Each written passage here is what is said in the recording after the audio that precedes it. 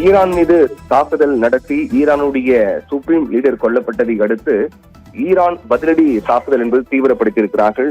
குறிப்பாக அமெரிக்காவின் நிலைகள் எங்கெல்லாம் இருக்கின்றதோ அதை குறிவைத்து ஈரானுடைய தாக்குதல் மிக தீவிரமாக நடைபெற்று வருகிறது.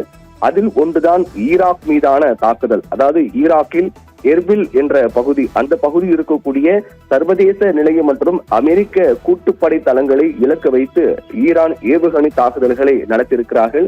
இது போரினுடைய அடுத்த கட்டத்தை நோக்கி சென்றிருப்பதையே பார்க்க முடிகிறது. அதே போன்று பாக்தாக்கில் இருக்கக்கூடிய அமெரிக்க தூதரகம் அமைந்திருக்கூடிய பசுமை மண்டலத்திற்கு அருகே மிகப்பெரிய தாக்குதலும் நடத்தப்பட்டிருக்கிறது.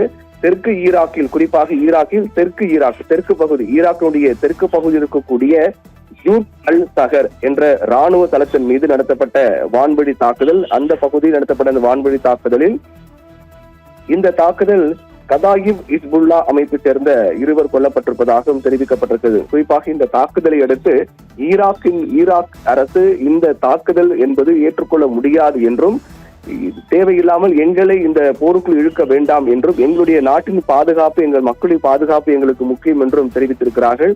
இதை தவிர ஈராக் தவிர ஏற்கனவே பக்ரைன், கத்தார், குவைத் மற்றும் ஐக்கிய அரபு அமீரகம் ஆகிய நாடுகளில் இருக்கக்கூடிய அமெரிக்க ராணுவ தளங்களை ஈரான் இலக்கு வைத்திருக்கிறது. தாக்குதலும் தொடர்ந்து வருகிறார்கள். இதனால் வளைகுடா நாடுகளில் வசிக்கக்கூடிய மக்கள் மிகுந்த ஒரு அச்சத்தினுடைய காணப்படுகிறார்கள். அவர்கள் பாதுகாப்பான இடங்கள் செல்ல வேண்டும் என்று அறிவுறுத்தப்பட்டிருக்கிறது.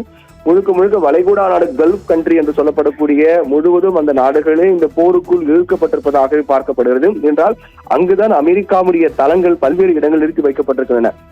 அதன் மீதுதான் இப்போது ஈரான் தரமாரியாக தாக்க தொடங்கி இருக்கிறார்கள். ஈரானுடைய மிகப்பெரிய பலம் என்பது அவருடைய ஏவுகணை தான். அவருடைய ஏவுகணை என்பது மிக துல்லியமாக நீண்ட தூரம் சென்று தாக்கக்கூடிய ஏவுகணைகள் அனைத்தும் ஈரான் வசம் இருக்கின்றது.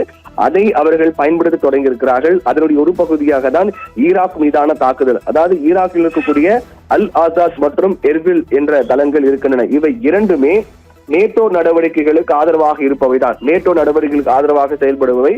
கடந்த 2020ஆம் ஆண்டு கூட அல் ஆசாத் தளம் ஈரான் நடத்திய ஏவுகணை தாக்குதலும் அப்போது அது இலக்கானது. இப்படியாக அமெரிக்காவுக்கு ஆதரவாக செயல்படக்கூடிய இடங்கள், அமெரிக்காவுடைய நிலைகள், அமெரிக்காவுடைய ராணுவ நிலைகள் வைக்கப்பட்ட இடங்களை குறிவைத்து ஈரான் தரமாரியாக தாக்க தொடங்குகிறார்கள். அதன் ஒரு பகுதியாக தான் ஈராக் மீதான தாக்குதல் என்பது மிக முக்கியமாக பார்க்கப்பட வேண்டிய ஒன்றாக இருக்கிறது. ஈராக் அரசு இது தேவையில்லாமல் எங்கள் நாடு இருக்க வேண்டாம், எங்கள் நாடு மற்றும் மக்களுடைய பாதுகாப்பு முக்கியமானது என்றும் ஈராக் தெரிவித்திருக்கிறார்கள். இருந்தாலும் அதை பொருட்படுத்தாமல் ஈரானுடைய பதிலடி என்பது மிக தீவிரமாக நடைபெற்று வருகின்றது.